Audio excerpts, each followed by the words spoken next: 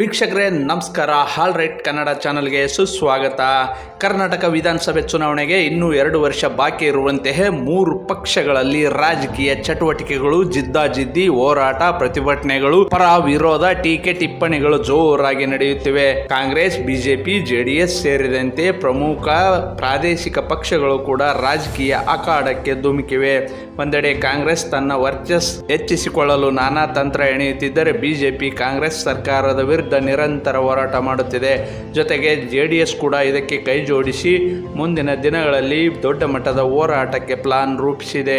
ಈ ಹಂತದಲ್ಲಿ ಕೇಂದ್ರದಲ್ಲಿ ಬಿಜೆಪಿ ಸರ್ಕಾರ ಹಾಗೂ ಬಿಜೆಪಿ ಪಕ್ಷದಲ್ಲಿ ಭಾರಿ ಬದಲಾವಣೆಗಳು ಆಗುತ್ತಿರುವುದು ಹೊಸ ಸ್ಪಷ್ಟ ಸಂದೇಶ ರವಾನೆಯಾಗಿದೆ.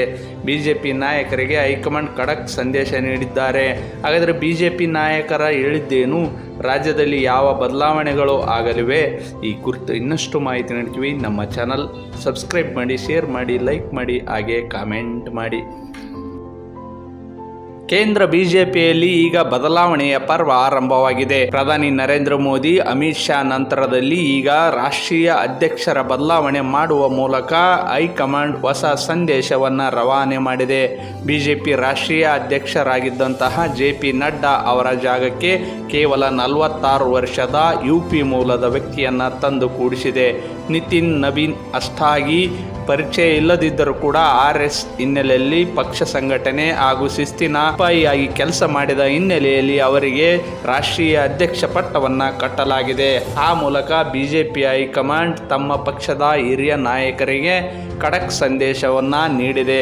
ವೀಕ್ಷಕರೇ, ಬಿಜೆಪಿ ಸಂದೇಶ: ಮುಂಬರುವ ದಿನಗಳಲ್ಲಿ ಬಿಜೆಪಿ ಯುವ ಜನತೆಗೆ ಆದ್ಯತೆ ನೀಡಲಿದೆ. ಯಾವುದೇ ವ್ಯಕ್ತಿ ನಾಯಕತ್ವವನ್ನು ವಹಿಸಿಕೊಂಡ ನಂತರ ಅದನ್ನು ಪ್ರತಿಯೊಬ್ಬರೂ ಶಿರಷ್ಟಾವಹಿಸಿ ಪಾಲಿಸಬೇಕು ಎನ್ನುವಂತಹ ಸಂದೇಶವನ್ನು ಪ್ರಧಾನಿ ನರೇಂದ್ರ ಮೋದಿ ಅವರು ಕೊಟ್ಟಿದ್ದಾರೆ. ಆ ಮೂಲಕ ನಿತಿನ್ ನವೀನ್ ಇನ್ನು ಮುಂದೆ ನನ್ನ ಬಾಸ್ ಎಂದು ಹೇಳುವ ಮೂಲಕ ಬಿಜೆಪಿಯ ರೆಬಲ್ ನಾಯಕರಿಗೆ ಖಡಕ್ ಸಂದೇಶ ಕೊಟ್ಟಿದ್ದಾರೆ.